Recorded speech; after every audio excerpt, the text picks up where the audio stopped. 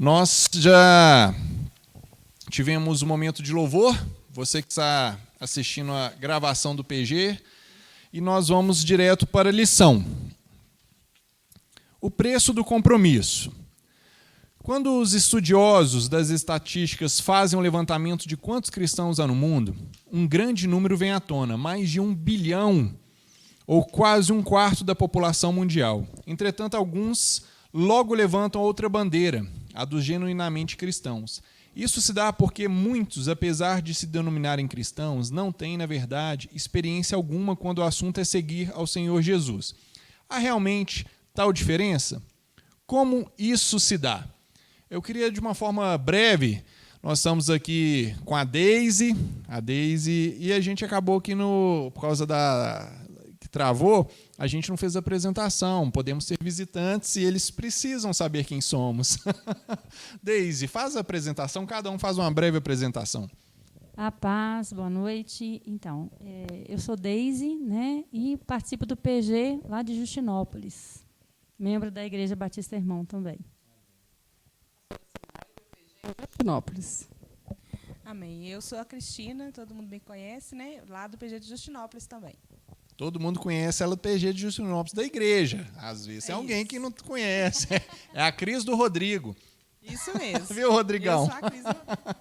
Glória a Deus. Meu nome é Fabrício, a gente participa do PG na casa da Betinho, do Geraldo, todas as segundas, às 8 horas, saudade do PG Resgate.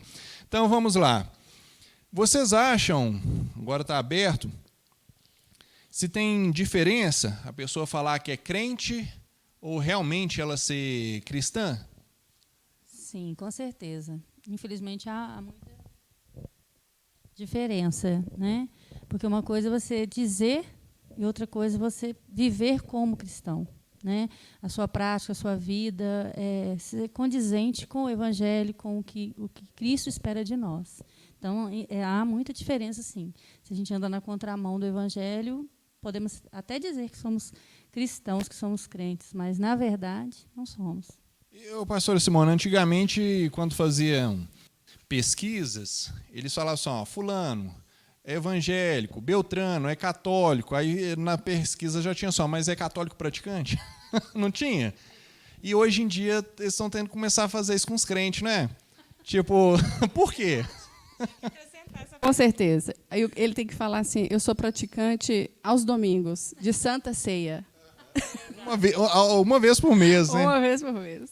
A gente está rindo aqui, mas isso daí é grave. Grave, é sério. Ô, Cris, e tem como a gente saber diferenciar uma pessoa que ela só fala que é crente de uma pessoa que realmente é crente? A prova disso é a gente é confundido várias vezes.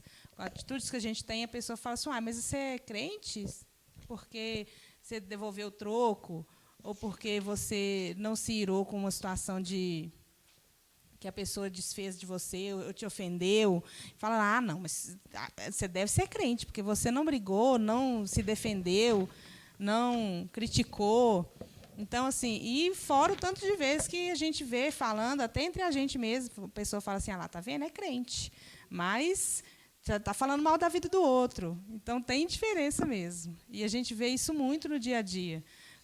A gente até leva, às vezes, má fama por causa dos maus crentes, que dão maus testemunhos mesmo.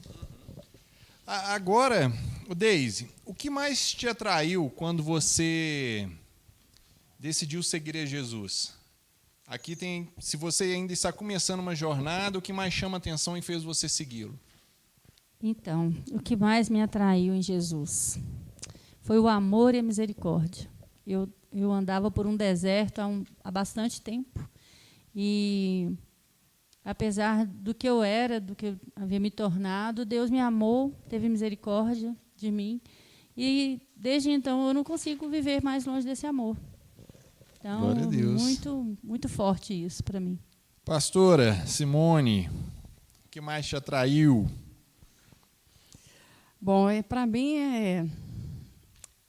minha mãe ela sempre ensinou para a gente, né, o caminho, mas é aquilo. Você cresce ouvindo falar, você cresce vendo os milagres, né, de Jesus, porque a gente vivia de milagres, sempre vivemos. Mas aquele momento, né, em que você recebe o amor de Cristo, aí é muito diferente. E eu lembro que eu ia muito aos cultos, e teve um em especial que eu senti, sabe, aquele amor do Senhor. É como se Jesus falasse comigo, é agora. Eu falei, é, Senhor, é agora. Então, eu creio que esse amor dele me envolveu de uma forma que é por amor mesmo, não dá para você retroceder. O amor dele constrange a gente, né? Muito. E a senhora, Cris? Concordo plenamente. Assim, eu não consegui responder de uma palavra só. Eu acho que é aquele amor, aquele desejo de ser perdoado, porque, diferente de algumas pessoas que nascem num lar cristão, quando Jesus alcança a gente no lamaçal de pecados em que a gente vive, é o desejo mesmo de ser perdoado. Depois, o amor envolve de uma forma que a gente não consegue resistir. E depois a gratidão por tudo, de onde ele tirou a gente e de onde ele pretende levar, né? A gente faz tanta coisa errada, né? Nossa. E aí você tá ali num culto louvando ao Senhor. Para mim foi assim, eu estava na igreja louvando ao Senhor. Eu também. E aquele amor dele me envolveu. Então foi algo assim muito especial mesmo, porque verdadeiramente todos nós estávamos, né, naquele pecado. E você acha, quando você está lá fora no mundo, você acha que Jesus não te ama. As coisas vão acontecendo assim e você não acredita que Jesus vai te amar por causa do pecado, né? Aquele pecado que você vive, ele habita dentro de você e aí você se sente muito impuro, você não se sente digno da presença de Jesus. E quando nós temos esse encontro, é irresistível. Tem como. É um encontro irresistível. Uhum. E muitas pessoas, mesmo dizendo ter tido esse encontro, parece que a vida dela não reflete esse encontro. Tem até uma ilustração quando fala assim que o rapaz ele tinha um compromisso. Um exemplo, um pastor tem um compromisso de pregar. Aí ele chega para pregar, ele está atrasou 1 hora, 2 horas, aí todo mundo esperando, ele chega e fala da seguinte maneira, nós justificar, olha, desculpe o atraso, é porque um ônibus me pegou, me atropelou, aí por isso que eu atrasei. O que você vai pensar? Mentira. Um ônibus, se você tiver um encontro com um ônibus, você vai encontrar com Deus. Tem, né? No mínimo. E estaria no hospital. No mínimo, no hospital, você não ia vir, não ia ser um motivo do atraso. E tem muitas pessoas falando assim, eu tive um encontro com Deus, mas isso. Eu tive um encontro com Deus, e é impossível, porque quando a pessoa ela tem um encontro com Jesus, a vida dela não pode ser da mesma forma. Mas muitos, infelizmente, ainda não conseguem fazer a vida ser coerente com aquilo que ela professa. Uma vez a Simone falou comigo isso. Eu falei, Simone, mas como isso pode acontecer? A pessoa criada na igreja, participou de tantas coisas. Aí ela falou assim comigo, olha, não teve um encontro real com Deus. Quando é real, tem que ter mudança de vida. Se em algum momento da vida desviou para tal ponto, para chegar tanto, é porque não teve um encontro real com Deus. Pegando esse gancho, Cris, para a gente refletir, se Jesus estivesse fisicamente entre nós agora, você acha que mudaria algo em nossa conduta? Não deveria, né? A gente já deveria estar preparado para andar com Cristo o tempo todo, como se Ele estivesse aqui mesmo. Mas seria hipócrita da minha parte falar que eu não sou perfeita. Acho que a gente mudaria, sim. No meu caso, que tem um ambiente cercado de muitas crianças, a gente se ira com facilidade, acaba perdendo um pouco a paciência. Talvez a presença de Jesus física me traria mais serenidade.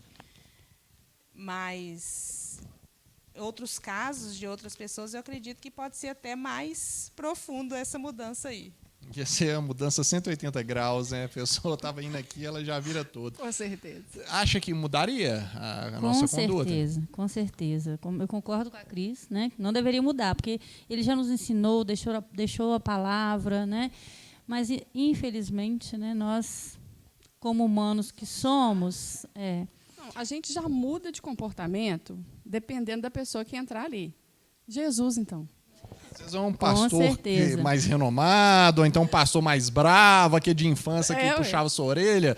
O pastor está lá, você até... É um respeito, é um temor muito grande, né? E o desejo também de ficar perto o tempo todo para aprender mais, para comungar a lida de tudo. As más respostas é só em casa, no escondidinho, né? Então, de repente, fulano tá aí. Aí as respostas são mais brandas e com Jesus. É verdade. A gente tem que tomar cuidado. Aquele negócio do crente ser crente só dentro da igreja. E ser crente só quando estivesse perto de Jesus. Se ele estivesse dormindo, podia relaxar um tiquinho. É igual a história do menino que chega para a mãe. Vocês já devem ter ouvido, é velha essa. Que ele chega assim, mamãe, aqui tem como a gente mudar para a igreja? Ela falou, mas por quê, filho? É porque lá o papai ele é tão calmo, ele trata a gente bem, grita, ele não perde o controle. Eu quero mudar para a igreja, ele cumprimenta todo mundo. Ele é educado na igreja, eu queria morar lá. Infelizmente, a gente tem que tomar cuidado, que muitas vezes, você que está nos assistindo, muitas vezes é duas caras, a pessoa que fala que é crente, mas só que na igreja ela é uma, e em casa é outra, no trabalho é outra. E a gente tem que pedir a Deus misericórdia. E eu queria agora, pastora, a gente vai começar na primeira pergunta. Eu quero ler, você que está assistindo, todos os que participam de PG recebem um arquivo em PDF, agora isolamento, tem que ser à distância, um arquivo em PDF como esse, que a pessoa pode imprimir, ou então pode estudar do seu próprio celular ou computador.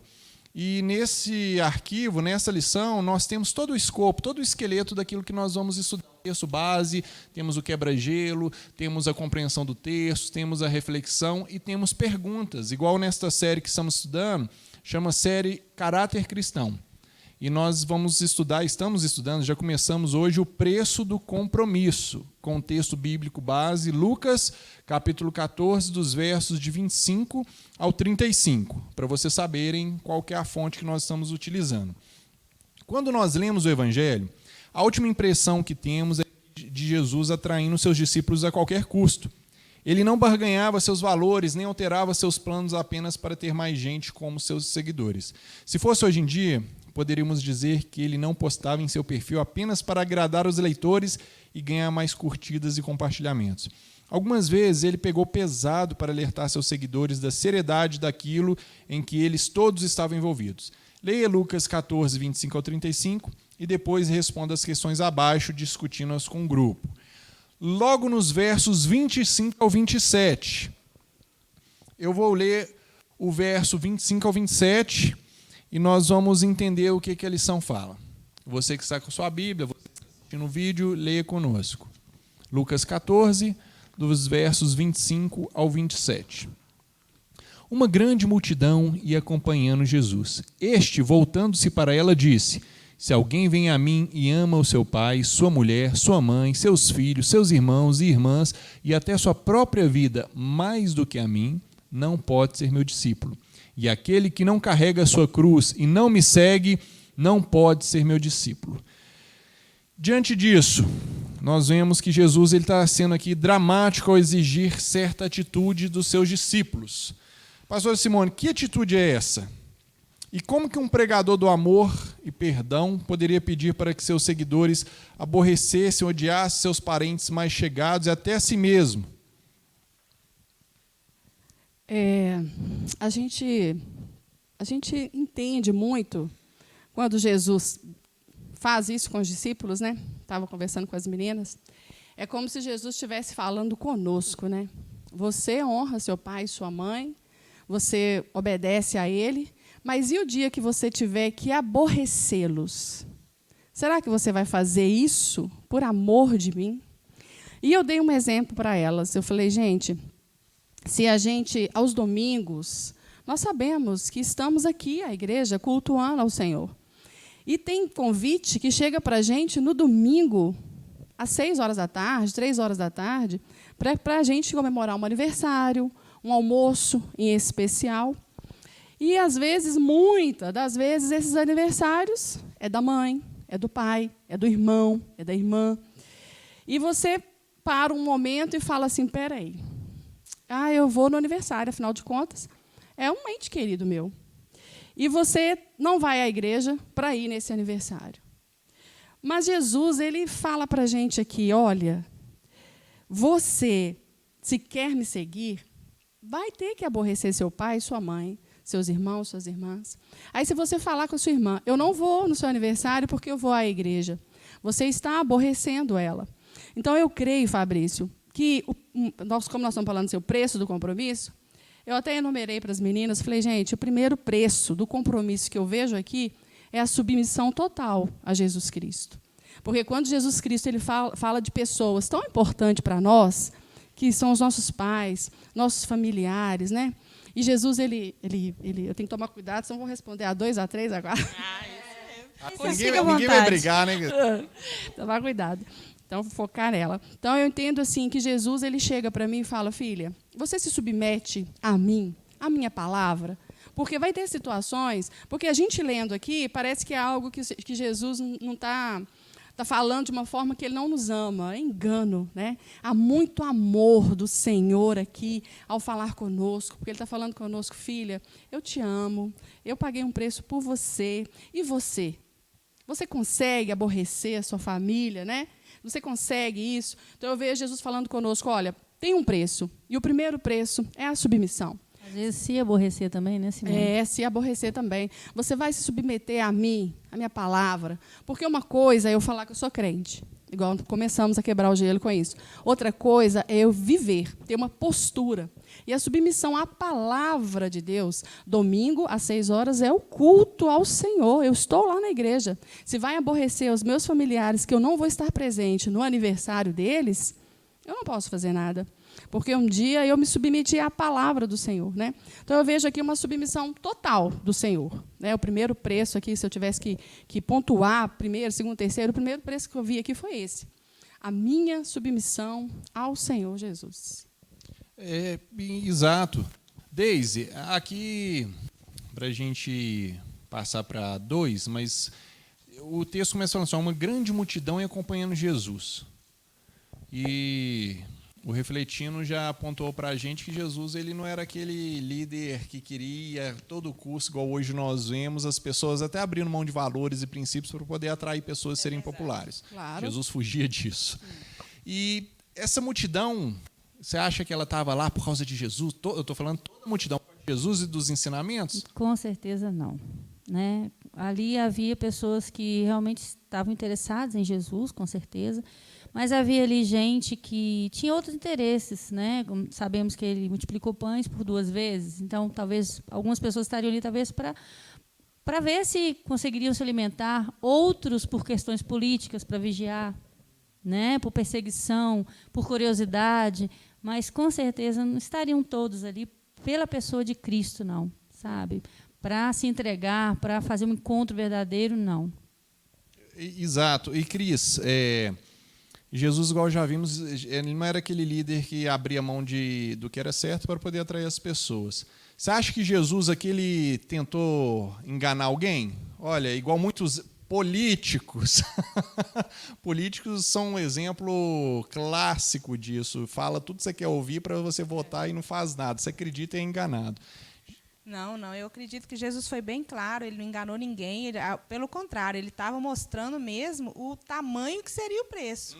Então, por isso que ele usou a figura do pai e da mãe, para falar, gente, vai ser muito pesado. Você tem certeza? Ele ainda perguntava, se você quiser, é assim. Ele não enganou ninguém, não.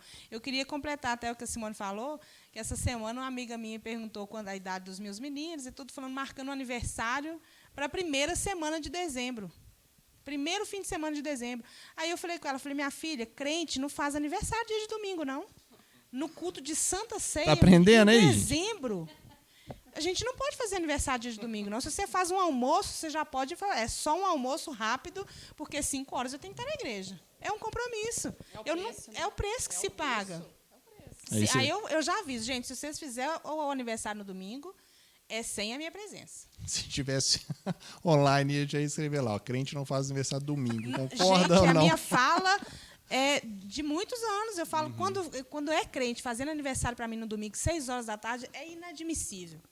Eu falo, não, então não é crente. Aí você já começa a ver a diferença do crente e do não crente. E do crente que só fala que é crente. Só fala. Só fala que é crente. Porque se abriu mão do culto para fazer uma festa, para mim já não é normal. Eu ainda falei com ela, falei, mas é Santa Ceia, Bárbara. E é buffet. Então, quer dizer, buffet você tem que... É contado. E a minha família é grande, vai desperdiçar muitos convites. Se não tiver aberta a igreja para vir na Santa Ceia de manhã, eu já falei com ela, não precisa contar comigo. A gente tem a opção aí para você visitante em culto de manhã e à noite, logo após acabar esse momento de isolamento social. Por enquanto online, por enquanto sem culto presencial. Pastora Simone, na 2, uma pessoa carregando uma cruz no primeiro século, no século I, significava que ela estava para ser executada. Com isso em mente, como devemos entender o verso 27, que diz que aquele que não carrega a sua cruz e não me segue, não pode ser meu discípulo. Leia também Romanos 6:11, 8 e 10, Colossenses 2:13 e 1 Pedro 2:24. Para adiantar, eu já escrevi os textos aqui na folha. Romanos 6:11, depois Colossenses. Assim também vós considerai-vos mortos para o pecado, mas vivos para Deus em Cristo Jesus. Colossenses 2:13. Quando vocês estavam mortos em pecados e na incircuncisão da sua carne, Deus os vivificou juntamente com Cristo. Ele nos perdoou todas as transgressões. 1 Pedro 2:24. Ele mesmo levou em seu corpo os nossos pecados sobre o madeiro, a fim de que morrêssemos para os pecados e vivêssemos para a justiça. Por suas feridas vocês foram curados. Então, o que significa Jesus diante desses textos que nós lemos? O que significa Jesus falando, aquele que não carrega a sua cruz e não me segue não pode ser meu discípulo? Hoje em dia, Fabrício, as pessoas falam assim, a minha cruz é o meu marido. Não é. Seu marido não é sua cruz. Essa doença é minha cruz. Esse problema financeiro é minha cruz. Nós temos assim que dar outros nomes para essas outras situações. Dificuldade no relacionamento, coisa que você precisa aprender e melhorar. Agora, a cruz, quando a gente olha para a palavra do Senhor, lendo todos esses versículos que você leu, a cruz, para mim, ela só aponta para algo de morte, mas morte para o pecado. Né? Aí a gente remete a quê? A que o pecado ele é bom, que pecar, às vezes você coloca ali, mas eu não estou roubando, eu não estou adulterando. Mas, gente, tem um pecado que ele é fácil de cometer e que a gente assim, se pega fazendo, que é maldizer o outro. Né? A Bíblia está sempre nos corrigindo, não maldiz o teu irmão. E eu dei exemplos para elas de pessoa que, às vezes, você vê pregando o evangelho de uma forma com heresia, pregando errado, porque é sempre assim, né, Fabrício? Às vezes estão pregando assim, você vai ter a vitória, viu? Isso tudo vai passar, mas você vai ter a vitória. Olha, sua família vai ser salva. Está vindo um tempo aí maravilhoso para você só de prosperidade. E olha, quando você lê a Bíblia, não é isso. Não é isso que Jesus fala conosco. Jesus, o tempo todo, ele está falando para a gente mortificar a nossa carne, para a gente matar aquilo que é enganoso para nós. Muitas das vezes, alguém te liga simplesmente para falar mal, dizer o outro. E aí é a hora de você pegar a cruz. Pegar a cruz e falar, espera aí, se eu me submeto a Cristo, eu não posso compactuar com mal dizer o outro. Né?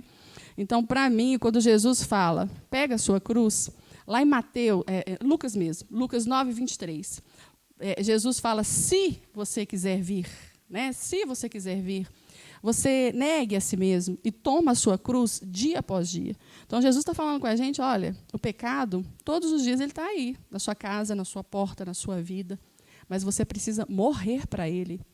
Então, Jesus falar que nós temos que pegar a nossa cruz, ele está falando que nós temos que morrer para o pecado, porque o pecado nos afasta de Jesus Cristo, né? Então, eu diria isso aí, que se fosse o segundo preço para nós, seria esse aí de submeter a Cristo morrendo pelo pecado. Exato. Correto. Deise, hoje nós temos visto muitos utilizando de púlpito para ganhar prestígio, ganhar status, ganhar até dinheiro, infelizmente. Mas a gente tem aqui o símbolo do cristianismo não é o pedestal, não é o glamour nem nada, mas é exatamente a cruz. E como que a gente, pegando o símbolo cruz, igual a pastora falou aqui, já está falando que é sinal de morte, a gente contrasta esse símbolo nosso, que é a cruz, e diante do que foi falado, com esse evangelho de facilidades que nós temos vivido? Muito na contramão, né, Fabrício? Muito na contramão, porque é o que a Simone falou, oferecem, né, sucesso, né? Às vezes quem está pregando utiliza da palavra de maneira errada para prometer sucessos que talvez nem vão acontecer, né? E essa cruz, eu ia até comentar que, erroneamente, antigamente, eu era uma das pessoas que pensava como a Simone falou, né? E, às vezes, até ouvindo pregações mesmo, a gente acaba chegando nessa conclusão errada, que a cruz é aquele problema que você tem, que você, né, ou um problema de saúde na família, ou, enfim, e a gente acha que a cruz é isso. E, às vezes, por causa de algumas coisas que a gente escuta que não são corretas, né? Porque a cruz não é nada disso, né? Carregar a cruz, agora sim eu aprendi, né? É você renunciar mesmo ao pecado, né? Às vezes é passar por todas essas situações de maneira difícil, mas com Cristo, né? E tentar o tempo inteiro assim renunciar ao pecado mesmo, né? Saindo de todas essas situações, mas tentando ser uma pessoa melhor, né? Assumindo todas as dificuldades mesmo, mas com Cristo presente. Certo. É fácil carregar a cruz, Cris? Não é fácil. E a gente se distrai, acaba se distraindo pelo caminho. Sim. Que a gente comentou mais cedo. Que o mundo está cheio de distrações. Então, esse dia após dia é verdadeiro. É toda hora, todo segundo, reportar a Cristo, se submeter a Cristo em todas as ocasiões. Porque se você colocar os seus relacionamentos subordinados a Cristo, não é a minha mãe mais importante, é Cristo entre mim e minha mãe. Não é o meu esposo mais importante, é Cristo entre meu esposo e eu. Então, evitar esse tipo de distração. Estar mesmo sempre se submetendo, porque não é fácil. Negar a si mesmo, negar suas vontades, a sua carne, não é fácil. Mas é possível. Uhum. E é bom quando a gente aprende, né, o certo, né, o entendimento correto das coisas que a gente vê de maneira diferente. Dá um descortinado. Exatamente. E aí é mais uma oportunidade de mudança de postura mesmo, né? Mais uma vez é se tornar cristão de verdade, né? Deixar de ser aquele cristão que fala que é cristão, mas não assume a cruz, não é o cristão praticante. Exatamente, né? Não renuncia à cruz, que é renunciar ao pecado de fato. Exato. Né? E a gente tem que pedir a Deus para nos ajudar, que é difícil. Se alguém falar comigo que é fácil carregar a cruz, você aí talvez ache, reveja qual que é o seu conceito de cruz, viu, meu amado? Porque é complicado, mas igual a Cris falou, é possível por causa do Espírito Santo. Amém. Agora, na pergunta 3, nós vamos ver que Jesus ele usa duas figuras para ilustrar a necessidade de se saber bem o tamanho dos desafios antes de começar uma empreitada. Nos versos 28 ao 30, ele fala sobre o construtor, e nos versos 31 ao 32 sobre uma guerra, um rei que tem que preparar para a guerra. Que outros exemplos eu vou ler e que depois eu vou fazer a pergunta para entendermos. Versos 28 ao 30, o exemplo aqui do construtor, que Jesus ele dá esse exemplo. Qual de vocês, se quiser construir uma torre, primeiro não se assenta e calcula o preço para ver se tem dinheiro suficiente para completá-la? Pois se lançar o alicerce e não for capaz de terminá-la, todos os que a virem rirão dele, dizendo, este homem começou a construir e não foi capaz de terminar. E depois ele dá o exemplo do rei, no verso 31 e 32, da seguinte forma. Ou qual é o rei que, pretendendo sair à guerra contra outro rei, primeiro não se assenta e pensa se com 10.000 homens é capaz de enfrentar aquele que vem contra ele com 20.000? Se não for capaz, enviará uma delegação, enquanto outro ainda está longe e pedirá um acordo de paz. Então, que outros exemplos você poderia, pastora Simone, dar de esforços que podem facilmente ficar pelo meio do caminho? Já aconteceu contigo? Compartilhe. Bom, já aconteceu. Claro que já aconteceu, né? E a gente faz alguns planejamentos. Você talvez tenha um sonho de fazer uma faculdade, né?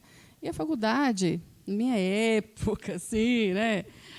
Pouquinhos anos atrás, a faculdade era algo difícil, gente. Hoje você abre a porta da sua casa, você está na frente de uma faculdade. Você vai a pé para a faculdade, você paga pelo FIES, você tem desconto. Mas, na minha época, não era bem assim, não. Era muito difícil para você fazer uma faculdade. E era um sonho, né? Um sonho que você projetava ali. E é claro que você começa e você não termina porque você não tem condições financeiras para pagar essa faculdade. E é algo que fica pelo caminho, você não consegue terminar, né? E aí, quando você olha para Jesus falando isso, né? Você tem a aplicação para a sua vida e você fala assim, a minha vida com Jesus não é uma faculdade que eu vou poder parar no meio do caminho porque eu não tenho condição de pagá-la. Então, eu vejo assim, Jesus falando conosco. Se você vai construir uma edificação, você está fazendo ali, quanto você vai gastar? Se você vai para a guerra, quantos homens você vai gastar? Mas e para andar comigo, né? A aplicação que eu trago para a minha vida é esse selo de compromisso precioso com Jesus Cristo. O preço, Jesus é como se ele estivesse falando comigo assim, filha, andar comigo, você não vai poder parar no meio do caminho como a faculdade, não. Andar comigo é ir e ir. Negando a você mesma, negando as suas vontades, renunciando tudo aquilo que você colocou como meta e sonho para você. Porque muitas vezes, Fabrício, a gente vai fazer sonho, metas, serão realizados, mas tem alguns que não. E eu creio que a gente tem que estar pronto para esse não de Deus, para a gente não achar que quando Deus fala não para nós é porque Ele não nos ama e porque Ele não nos quer ver realizar nada. Isso é mentira do diabo. Né? Deus quer que nós realizemos grandes coisas, principalmente aqui na igreja, com Ele, a obra dEle. Né? Então, eu vejo que Jesus ele falando, filha, olha, você senta, você pensa quanto você vai gastar para ir para o edifício e para a guerra, para a sua faculdade. Então, pensa se você vai me seguir, porque comigo você não pode parar no meio do caminho. Né? Eu sempre entendi muito claro isso com Jesus Cristo. Né? O preço é caro por isso, Fabrício. Eu acho que a gente não pode parar no caminho, não, porque a palavra fala que o Senhor não agrada daqueles que retrocedem. Né? E eu estava falando que a gente não para analisar, não. É o Espírito Santo que nos capacita a se submeter, a morrer para o pecado e cumprir o compromisso precioso de esperar a volta de Jesus. Se o Espírito Santo não nos capacitar, não conseguimos. Isso, aí já pegando o gancho da resposta da pastora, na 4, que a Cris falou. A 3 a 4 já está no bem bolado. E, Deise, de que forma essas ilustrações são ligadas ao desafio de seguir? A pastora Simone já exemplificou bem. E eu queria tirar uma outra pergunta disso. O texto do consultor de Torres está falando que ele tem que calcular, porque senão as pessoas vão vir que ele não terminou, elas vão ver que ele não terminou e vão rir dele, dizendo esse homem começou a construir e não foi capaz de terminar. Você acha que a pessoa que não calcula o preço de servir a Cristo, tem muitos hoje que acham que servir a Cristo é de qualquer jeito, é paz e amor, é só vitória, ô glória. Você acha que a pessoa ela é motivo de vergonha, de mau testemunho? Pode causar a pessoa não calcular, olha, servir a Cristo, eu vou ter que abrir mão disso.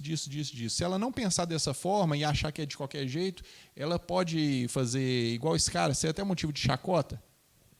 Olha, eu acho que muitas vezes a pessoa que é crente, né, ela, como a Cris até citou no início, ela é apontada. Quando ela cai, quando ela vacila... O binóculo já foca, né, Cris? Certeza. Com certeza. Então, vai ser motivo de chacota, sim, vai ser motivo de exemplo, né? O que adianta ser crente, fazer isso e tal. Mas tem um outro lado também, que a gente aprende. Né? O crente, quando calcula mal, por exemplo, né, um projeto, como a Simone deu exemplo, e acho que todos nós teríamos exemplos de projeto que começamos e não terminamos. Mas calcular, não calcular, né? O que Cristo quer de nós? E a gente calcula mal e cai e erra e não consegue chegar, né, ao objetivo que Cristo quer para nós.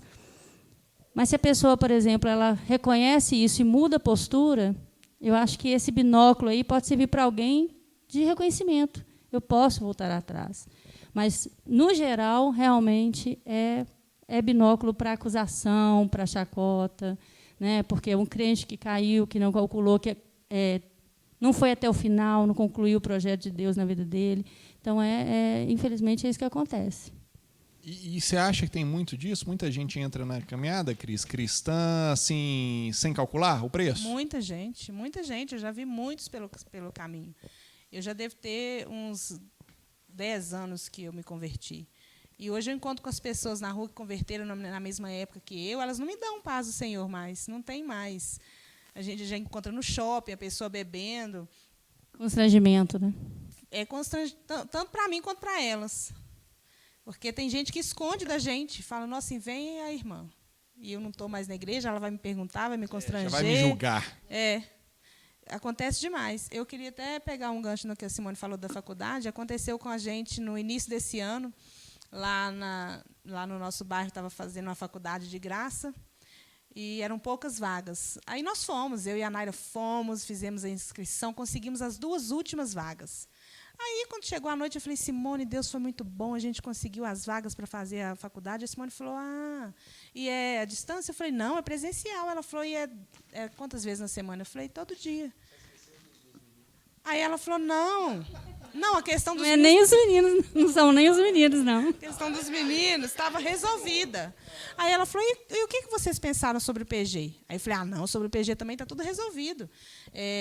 Eu vou faltar uma quarta sim, uma quarta não, a Naira falta... E na minha cabeça estava mais perfeita ainda. Por quê? A Naira é a anfitriã. E é a Simone que leva a palavra. Eu sou só participante, está tranquilo. Eu posso soltar sem problema. Sem problema. E aí a gente falta, a Simone falou, olha... Não tem jeito de vocês fazerem assim, não tem como vocês ficarem 50% focada na faculdade, 50% no PG. E aí a gente foi aconselhado um tanto de coisa, e ela falou, olha, então nós vamos levar para o Fabrício, vamos levar para a igreja, nós vamos fechar o PG, não tem como ficar desse jeito.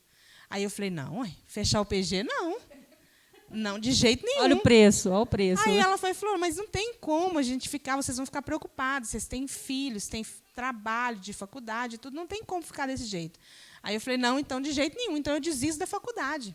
Se eu tivesse começado essa faculdade, com certeza eu já teria desistido, por outros motivos. Eu ia tomar a vaga de uma pessoa que talvez quisesse muito mais e precisasse muito mais do que eu. Eu ia dar um mau testemunho de crente, porque eu estava deixando as coisas de Cristo. Deus podia abrir outra oportunidade para mim? Deus não era aquilo que Deus queria. Naquele momento eu precisava cuidar dos meus filhos, do meu marido, alimentá-los espiritualmente, porque a gente mora longe da igreja, a gente só vem na igreja no domingo. E a gente tem esse alimento lá na quarta-feira. Então, se eu quero que os meus filhos cresçam em graça e em conhecimento, se eu quero que o meu esposo esteja caminhando comigo, eu preciso que eles tenham alimento espiritual suficiente. A gente não tem condições de estar em todos os cultos na igreja. Então, o PG, para nós, de Justinópolis, é essencial.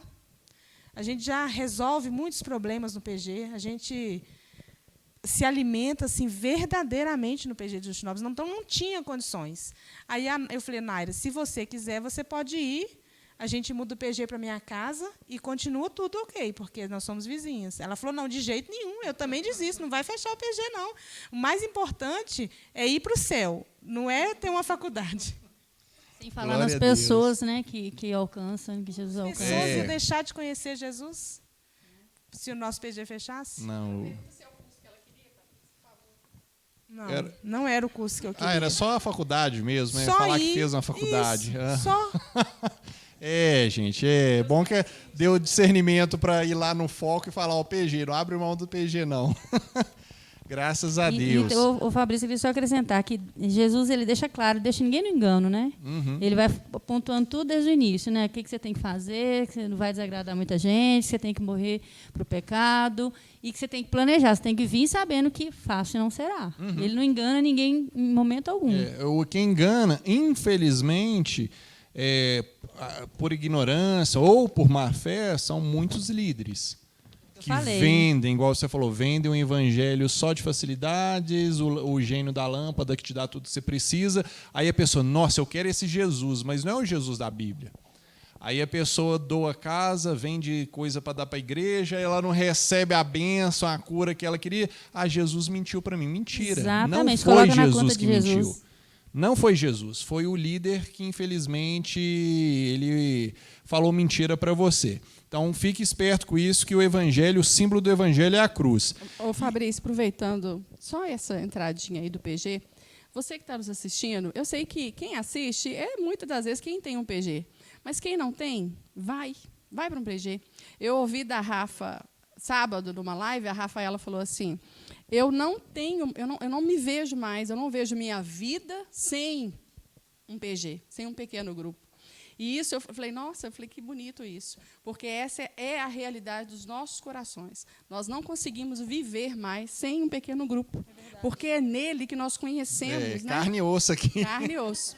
Então, você que está nos assistindo, procure. Temos vários. Não fique de fora. A igreja toda fazendo PG vai ser assim, maravilhoso, grandioso. Eu creio que esse é um propósito do nosso Senhor, que a igreja toda esteja no PG. Né? E um parênteses, Simone, às vezes a pessoa fala assim, mas a Cris, um exemplo, ela está na igreja agora, chegou por tempo, então é importante ela fazer parte de um PG. Hoje eu sou velho de igreja, eu não preciso de PG. Meu irmão, todo mundo precisa de fazer parte de um pequeno grupo. É a continuação, porque né, da comunhão nossa. É lá que nós crescemos em comunhão, é lá que nós crescemos em edificação. Aqui na igreja você cresce, mas você não tem esse contato próximo com outra pessoa. Então, às vezes você... mas não, é PG igual a escola bíblica. Eu já venho na escola bíblica. Escola bíblica é uma coisa, PG é outra. O foco da escola bíblica é um conhecimento mais denso, que nós temos aí o mestre, o professor Diego, que ele passa, e o foco do PG é um conhecimento prático. É o evangelho no seu dia a dia, como você vai resolver, tem um líder para poder te ajudar, te auxiliar, cuidar, e você crescer e liderar um PG e desenvolver seus dons. Porque eu já ouvi essas duas coisas. Não, mas eu sou velho de igreja, eu não preciso. Ou então, eu já faço parte da escola bíblica, eu não preciso. São coisas distintas. E qualquer dúvida, nos procure. E, primeiro, faça uma visita a algum PG. Eu tenho certeza que toda percepção equivocada que você tem, ela vai ser desfeita. Amém. Vamos na pergunta 5. Algumas pessoas veem o verso 3, o verso 33... Verso 33 está dizendo que, da mesma forma, qualquer de vocês que não renunciar a tudo que possui não pode ser meu discípulo. Algumas pessoas vêm com Jesus aqui, ele falando que você tem que fazer uma renúncia completa de bens materiais, justificando uma vida ascética, monástica.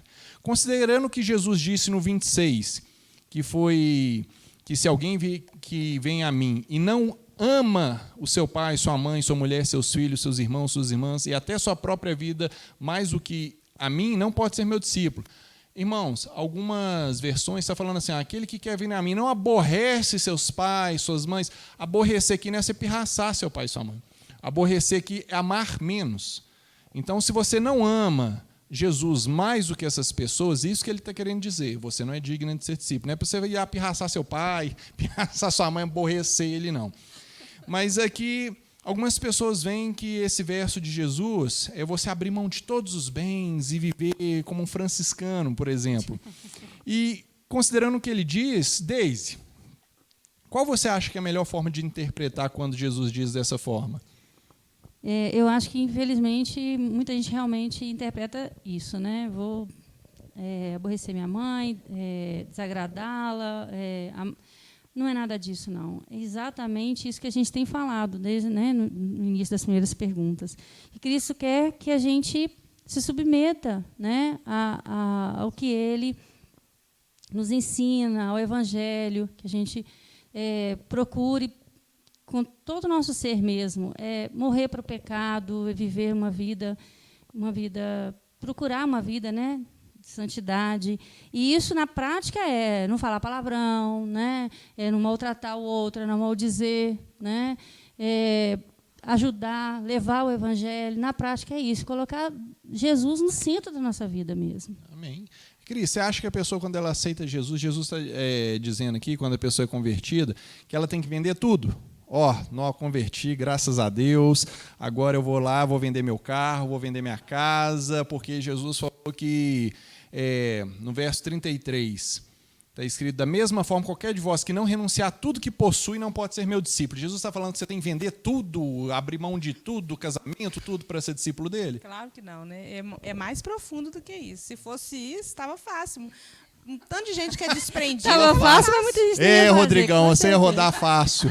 Tava fácil. Era só isso, não. Eu acho que é mais profundo, é mais difícil, é mais íntimo. Não é, é muito mais do que analisar para construir, muito mais do que viver, vender as coisas e viver igual monge. É o coração mesmo. É mudança de vida, é renunciar, é enfrentar as críticas da sociedade, da própria família, de tudo, de se submeter mesmo. É mais difícil ainda. É bem íntimo, é no fundo da alma mesmo. E é por amor. Não é para vender nada, né? Porque você me ama. Então, Não é uma barganha, eu vendi tudo, agora o senhor tem que me salvar. E confiar, né, que ele não Deus ia conduz mesmo. Né? Jesus, não, por muito menos, ele não se vendia, não mudava. Você acha que você vendeu uma casa e dá para os pobres, você vai convencer Jesus a mudar de ideia só porque você é bonzinho? Infelizmente, alguns pensam dessa forma, erroneamente. Pastora Simone, naquela época, o sal era usado tanto para temperar quanto para conservar alimentos. O que Jesus queria dizer ao comparar seus discípulos ao sal, no verso 34, 35? Jesus diz da seguinte forma: o sal é bom, mas se ele perder o sabor, como restaurá-lo?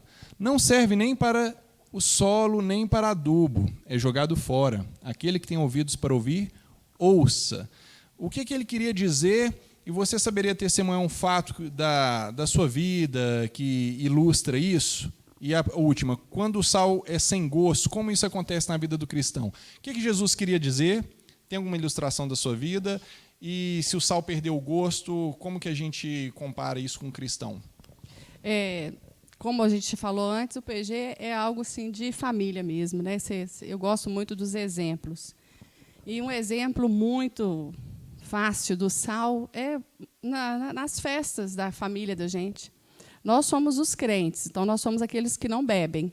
Então, essa hora, eles oferecem para a gente um copo de cerveja e você não aceita, então você é o crentinho, você é o fanático. Não, eu sou o sal da terra. Eu estou ali para fazer a diferença. Eu não estou ali para beber, para dançar funk ou me igualar a eles. Não é isso. Eu estou ali porque eu os amo. É diferente. O amor que eu sinto por eles em estar na festa deles, mas eu não posso me igualar. Né? Ficar ali no funk, na bebida, no cigarro e falando que, não, eu estou ali porque eu sou o sal da terra. Eu preciso mostrar para eles que o amor de Cristo transformou a minha vida. Porque qual credibilidade eu terei na hora da oração? Porque eu falei com as meninas que, infelizmente, né, hoje, a oração é o final da festa. Mas a festa nunca foi de Jesus. A festa ela é totalmente do mundo. Mas, na hora de finalizar o aniversário, você vem e faz uma oração. Um desencargo de consciência. Um desencargo de consciência. Eu falei, gente, olha, eu falo que isso... aniversário não pode ser um ritual que você bebe, você dança, você curte o funk, você vai até o chão e você fica ali. Aí, no final, pastora Simone, faz uma oração. Eu quero dizer que eu não vou fazer a oração. Porque eu não estou ali por um ritual religioso. Né? Se você primeiro colocou as músicas, as bebidas, eu me sinto desconfortável de estar ali nesse aniversário. Porque se eu sou o sal da terra, a pessoa precisa ver em mim que, poxa, a pastora Simone vai vir, suspende o funk, cancela o funk. A pastora Simone vai vir, cancela o álcool. Porque eu sou o sal da terra. Eu estou aqui para temperar, estou aqui para que as pessoas conheçam Jesus Cristo, entendam que Jesus Cristo... Ele realmente esteve na casa de Zaqueu e Zaqueu foi salvo. Houve uma mudança de vida ali na casa de Zaqueu. Então, se eu for na casa de alguém, é para isso. É para que haja mudança, para que haja transformação, para que eu possa ser o sal. Se eu não for, aí eu virei um sal sem sabor, insípido. Né? E aí eu já não tenho valor mais. Eu creio que não estou mais fazendo o que Jesus me chamou para fazer. Eu penso dessa forma, né? Isso, exato. Mais ou menos por esse caminho, né? Hoje nós somos muito desafiados ao tempo todo a ser o sal. O tempo todo. Na rua, no comércio, em casa, no trabalho, na faculdade. Então, você que está nos assistindo, seja o sal na sua faculdade. Amém. Né? Se posicionar, né, Fabrício? Porque, às vezes, a gente tem que se posicionar mesmo, tem que falar, né? Igual a Simone falou, não vou orar. E você está num ambiente de trabalho, e a conversa que está acontecendo naquele ambiente não é cristã, não é uma conversa que agradaria a Jesus, você tem que se retirar. você se separa, você não se mistura. Nesse caso, realmente, eu não me misturo. Né? Porque o sal, quando ele é insípido, ele não tempera, não faz diferença. Né? Então, quando a pessoa fica em cima do muro, então não sabe se é, se não é. Então, você tem que se posicionar. Exato. Cris, uma das características do sal é conservar também. Você coloca sal para conservar o alimento. E você acha que o crente, o cristão, essa palavra crente, infelizmente, já perdeu o sentido, banalizada. Você acha que o cristão ele tem esse papel diante desse mundo que a gente tem vivido, de conservar valores? Acredito que sim. Acredito que sim. Eu acredito que carrega até um certo respeito para os cristãos de verdade. Porque aquilo que a Simone falou, se a pastora vai vir, eu costumo ver várias festas, casamentos, por exemplo, que corre tudo bem enquanto está a figura do pastor. Quando o pastor vai embora, que geralmente ele é o primeiro, aí coloca aí a boate começa. Aí libera a bebida, carrega um certo respeito mesmo. E as pessoas sabem de verdade quem é de Cristo e quem não é.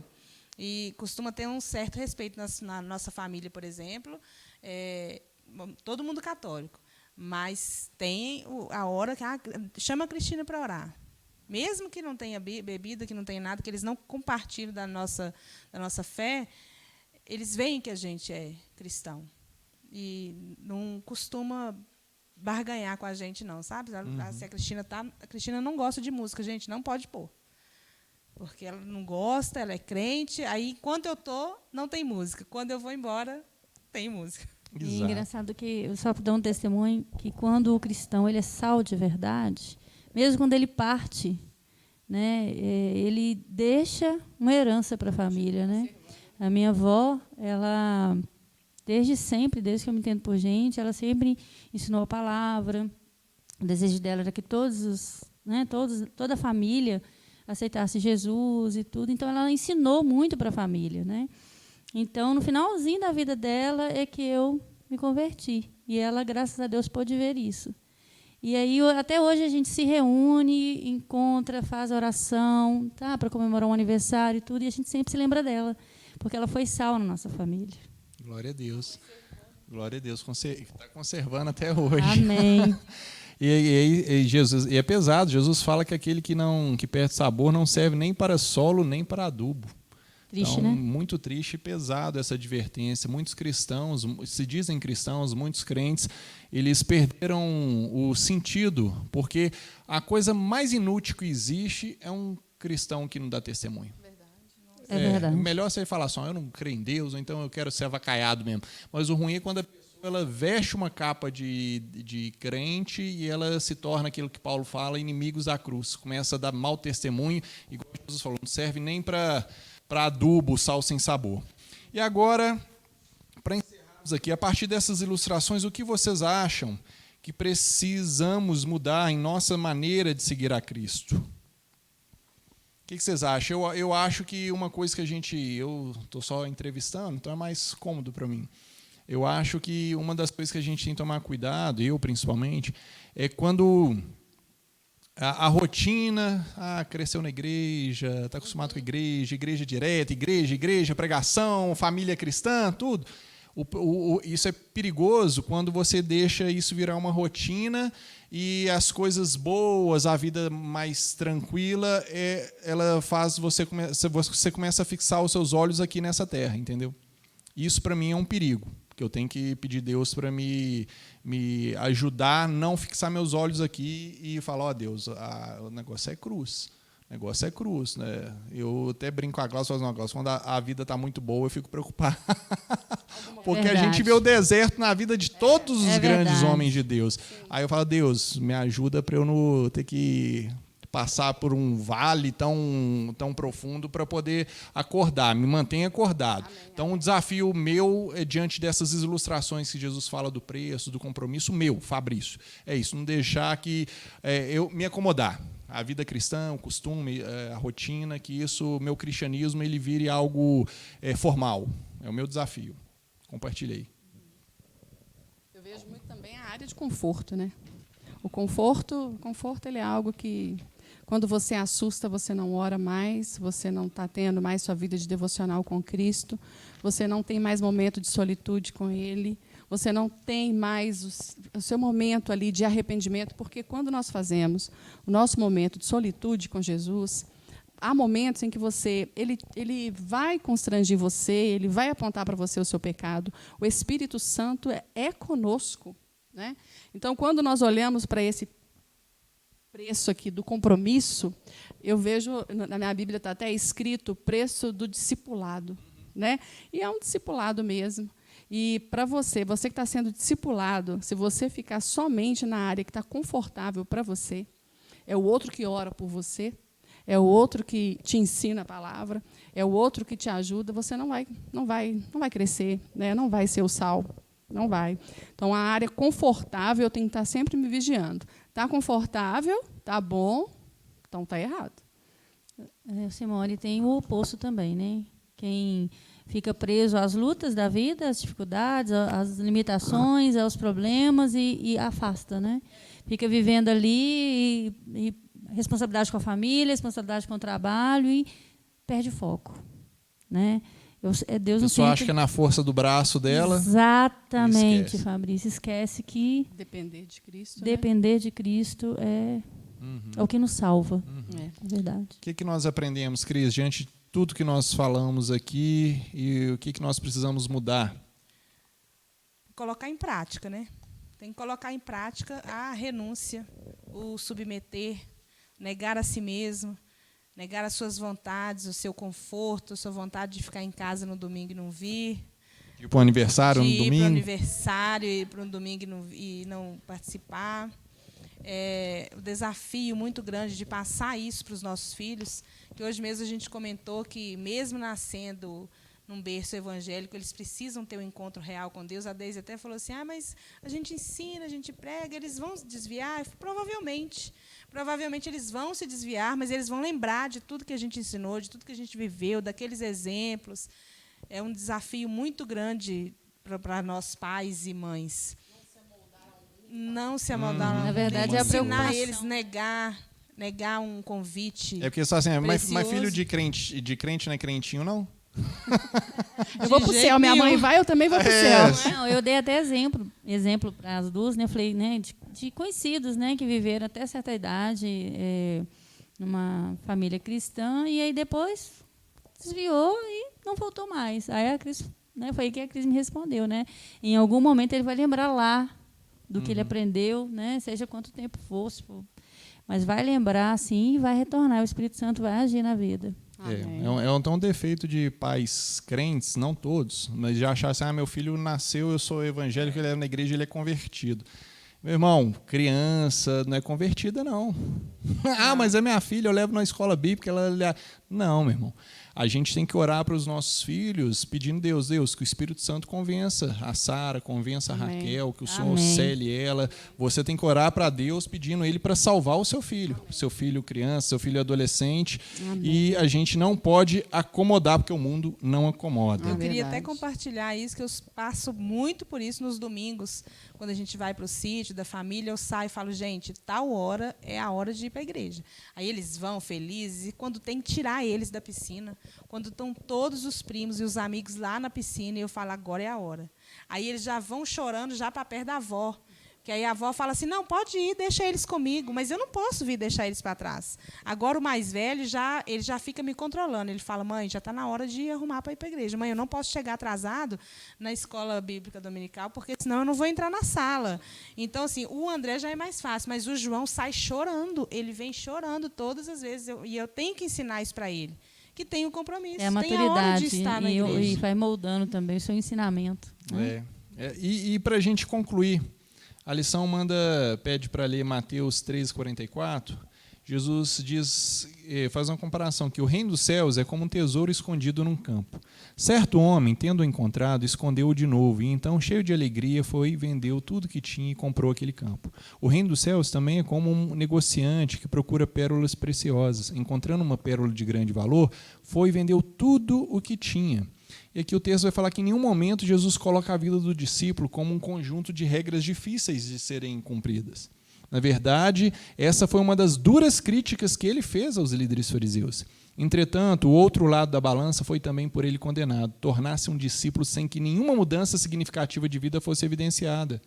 A grande diferença é que o esforço para se seguir a Jesus gera no discípulo um potencial de comunicar essa verdadeira vida que ele mesmo experimenta.